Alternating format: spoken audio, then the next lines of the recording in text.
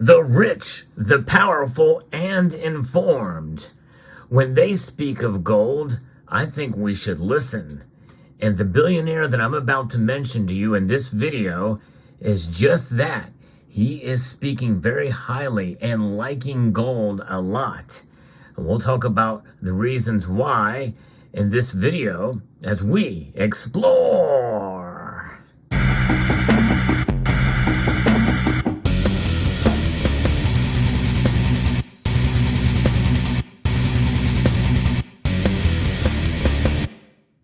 Gold. Most of us that are watching or interacting in this community, well, we already kind of know the good reasons why we hold gold and that it has proven itself time and time again. So this video should serve as an encouragement to those of you who are, quote, in the know, unquote. But regardless, I think it's good to be reminded, and there may be some new viewers here. We always say, maybe not necessarily do what they say, but do what they do. We didn't hear Prince talk about gold that much. In fact, I don't know that I've ever heard him talk about gold or sing about gold. He may have. I'm not quite as familiar with his extensive catalog. But regardless, after his death, it was discovered that he had quite a bit of gold. And I actually posted a video about that. Nonetheless, people do it. They stack it. And you may be quite surprised at who may be stacking gold and holding it, and that maybe don't talk about it. So when a billionaire or somebody who is very influential and powerful talks about gold, I think it's a good idea to listen. And that's exactly what happened on CNBC's program Squawk Box when there was a billionaire, Paul Tudor Jones, who is mentioning, he's a hedge fund billionaire. And he says that Bitcoin and gold are becoming more attractive as safe havens for wealth in troubling times. Now, he groups those two together, and that's kind of where I disagree with him. I'm not anti-Bitcoin or anti-cryptocurrencies. Nonetheless, I do think there is a difference there for myriad of different reasons. And I may get into that as we get into this video. But let's talk a little bit about what he said on this program. He said he would love gold and Bitcoin together as a hedge against geopolitical uncertainty.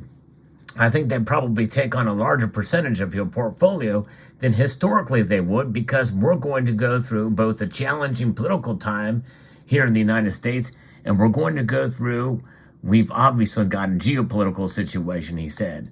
And there you go. I think that's exactly what, those are two of the three things that are the reason why it's a good idea to have gold. And usually those things are kind of lumped in with fear as to why to hold on to gold. But we don't want to operate out of just pure fear. We want to operate out of a spirit of preparedness for what may or may not come. And by the way, I'm doing that as well too, but I'm kind of more of a collector. But stay tuned, because near the end of this video, I'll show you my latest gold acquisition I think maybe you'll find quite intriguing. So stay tuned for that later in the video. Host Andrew Ross Sorkin questioned this premise, saying it was his understanding that high interest rates were supposed to be the thing that was actually going to be unhelpful to Bitcoin. I think on a relative basis, look at what's happened to gold. Clearly it's suppressed, Jones said. That's pretty alarming. This hedge fund billionaire says that gold's price is suppressed. Now, that's a very open-ended statement. What does that mean? Who is doing the suppressing? Well, one can make a cogent argument. It is the Federal Reserve with the interest rates. And I think that's a good argument to be made for that, for sure. Because, when you think about all of the things that you can buy, even cars went up in price during this high inflationary time, a great demand. There's an unusually high demand for used cars out there. And says some of those were even golden too. Kind of like this car that was sent to me in a package of others by the great Bob Thompson. And today, thank you very much for that, Bob. I've been showing some Hot Wheels in the videos as of late. Just kind of switching it up a little bit there for fun. Hope you're enjoying that. But nonetheless, So you know that more likely than not, we're going to go into a recession. That's the third thing. So you have domestic politics, you got geopolitics, unrest around the world. We have two major wars going on right now around the world, and there's other conflicts happening, like in Armenia. That's something that not a lot of people are talking about either, and with Azerbaijan. So keep that in mind as well too, and that could heat up even more. And that's kind of being funded by Turkey, the government of Turkey. But nonetheless, the easiest now, keep thinking about, there's some pretty clear-cut recession trades that he's talking about. The easiest are the yield curve gets really steep. Term premium goes into the back ends of debt markets into 30-year and 10-year and 7-year paper, he said. The stock market typically, right before a recession, declines about 12%. So he keeps up with this stuff. I mean, after all, he is a hedge fund billionaire, right? So he's in the know. It's probably going to happen at some point from some level. And you look at the big shorts in gold. More likely than not, in a recession, the market's typically really long assets like Bitcoin and gold. And that now, obviously, Bitcoin is still a relatively new asset. So I kind of differ with him there. In fact, really, the last big recession we had was before Bitcoin was really even a thing. That was a great recession in 2007 and 2008. Bitcoin really didn't come on the scene until about 2009. So we don't really have much of a track record with Bitcoin. So I do disagree with him there. And by the way, as should be noted, that no matter how well informed and how rich you are, and how powerful you are, it does not necessarily mean that you're going to be right about anything. Just so you understand, and so you know that I understand that as well too. But it's worth listening to because of the experience of these folks. They know how to make money, and they know how to make money because they understand the markets and they understand the trend lines in the markets. They may not always be right, but I do agree with him here that I think we're heading into a recession, and most certainly domestic and international politics are going to play a role in the instability and uncertainty that is surrounding all of it. Jones said that there is probably a $40 billion worth of buying that has to come into gold at some point between now and if that recession actually occurs. Keep in mind, I posted a video not too long ago where over $900 million left the gold market this past year. So Jones said, so he says, I like Bitcoin and I like gold right here. So that's so where it is now, the price where it is now is where he likes it. In other words, he thinks this is a good time to buy. And I would tend to agree with him. Now, does that mean it couldn't go down? No, it could, even now. In fact, gold is kind of rebounding yet again after a slight dip in the last day or so, but it is up again a little bit today, getting very close, at least as of the recording of this video, to $1,900 an ounce yet again. He said, the U.S. government has been unwilling to talk about raising taxes, which is needed alongside cuts in spending to really get a handle on spiraling debt. And that's another area where I disagree with him. Because I understand where he's coming from, because he thinks that, if we raise taxes, then we can not print more money. But nonetheless, he says you cannot do this by simply cutting spending. This year we had $2.3 trillion of funding that the private sector is required to find the funding for. So that has caused a 100 basis point spike in bond yields. In 2024, it's going to be $2.7 trillion in the U.S., $2.7 trillion, almost 10% of our budget is going to have to be funded by our federal spending. But the thing is, you raise taxes, that's going to stifle economic growth. And we're already paying sort of record revenues. We have been paying record revenues into the U.S. Treasury as it is. Massive spending cuts are the only thing you should be doing.